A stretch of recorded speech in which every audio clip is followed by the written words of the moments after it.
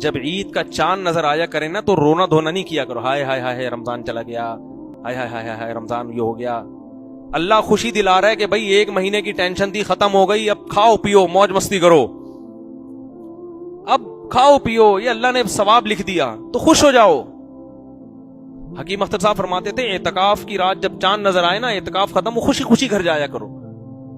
بہت فنٹر بن رہے ہوتے ہیں. ایک صاحب مجھے کہنے لگے 1 روزہ کھا گئے وہ. میں نے کہا رکھ لے تو بھائی 1 روزہ اگر کھا گئے تو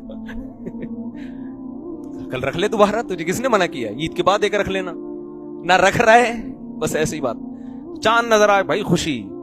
تو اللہ نے تو روزے ختم کر دیا، آپ اللہ سے آگے نکلنے کی کوشش کر رہے ہو. اسی وجہ سے عید کا روزہ کیا ہے؟ حرام ہے.